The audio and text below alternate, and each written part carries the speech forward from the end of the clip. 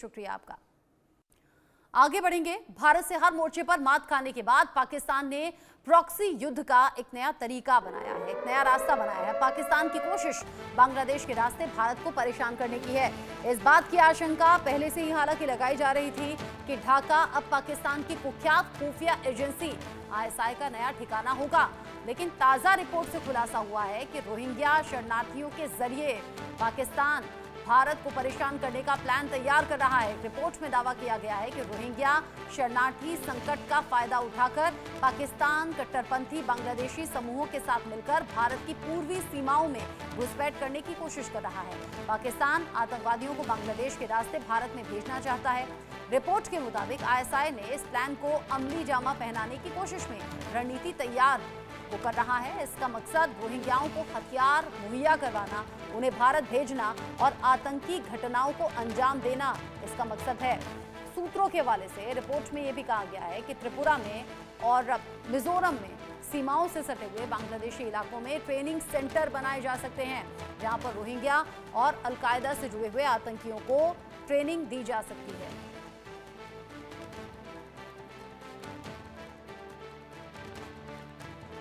आदित्य वाधवान इस खबर को लेकर जुड़ गए हैं ज्यादा अपडेट के साथ। आदित्य, पाकिस्तान लगातार साजिशें कर रहा है और इसमें कोई दो राय नहीं कि लगातार वो भारत के खिलाफ कोई कदम उठाने की प्लानिंग में रहता है। लेकिन अभी जो जानकारी बांग्लादेश को भी इस्तेमाल कर रहा है, रोहिंग्याओं के जरिए नई प्लानिंग कर रहा है, क्या इनपुट है अब तक और क्या इस पर भारत सरकार और सुरक्षा एजेंसियों की नजर है?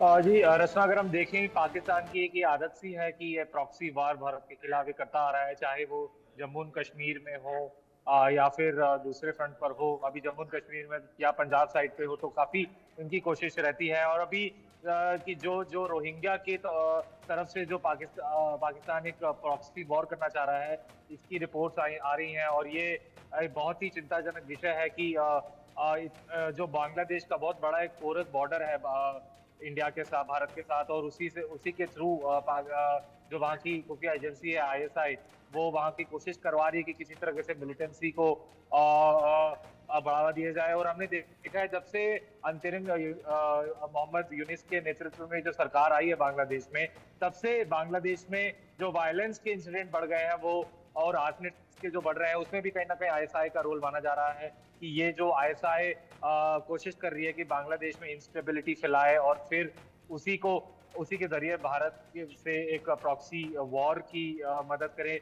और जाके हमने देखा है कि जो रोहिंग्या हैं, इनके साथ पहले भी भारत की म्यांमार सीमा में रोहिंग्या के जो इलीगल इमिग्रेंट थे और रोहिंग्या, उनकी प्रॉब्लम पहले से भी रही है। और इसी बात का पाकिस्तान की खुफिया एजेंसी आईएसआई फायदा उठाकर यही जो मिलिटेंसी है, प्रॉक्सी वॉर है, ये एक तरीके से कराना चाह रही है। और उसी तौर पे अगर हम देखें, चीन भी जो है दूसरे फ्रंट पर, जैसे मणिपुर में जो जुंटा स्ट्राइक के जरिए एक इंसर्जेंसी क्रिएट करा रही है, तो ये एक बहुत ही चिंता का विषय है कि दोनों पाकिस्तान और चाइना एक ही नियर एरिया में, मतलब पास के एरिया में एक तरीके से प्रॉक्सी वॉर फर्मेंट करवा रहे हैं मिलिटेंट ग्रुप से। जी रचना, जैसा आपने जिक्र किया मणिपुर का भी, हमने ये बताया भी कि सीमावर्ती जो इलाके हैं वहाँ कैसे त्रिपुरा और बाकी जगहों पर बांग्लादेश की तरफ से ये साजिशें पाकिस्तान करवा रहा है। रोहिंग्याओं के जरिए नया प्लान तैयार कराना, यानी कि पाकिस्तान अगर अपने एरिया से, अपने सीमावर्ती एरियाओं से अगर सक्सेसफुल नहीं हो पा रहा है, तो क्या इसीलिए पिछले दिनों बांग्लादेश से करीबी इतनी ज्यादा बढ़ाई थी पाकिस्तान ने? क्या ये फायदा वो भारत के खिलाफ उठाना चाहता था बांग्लादेश के जरिए? और क्या सिर्फ पाकिस्तान तक सीमित है ये चीजें या चीन इसके पीछे?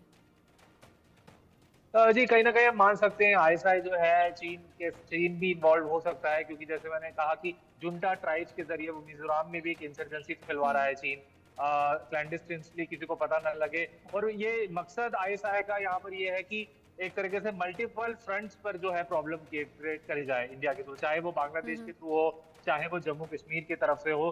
तो ये इसमें यही जो एक स्ट्रैटेजी दिख रही है अभी आईएसआई की, ये वही चाह रहा है कि हम मल्टीपल जगहों से जो है प्रॉक्सी वॉर एक वेज करें भारत के खिलाफ।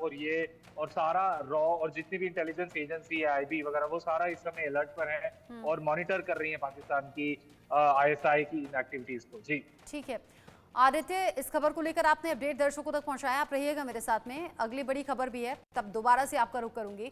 अब सवाल ये कि क्या बांग्लादेश में सैन्य तख्तापलट हो सकता है? कुछ सवाल अब उठ रहे हैं, इन दिनों उठ रहे हैं। बांग्लादेश में सेना प्रमुख ने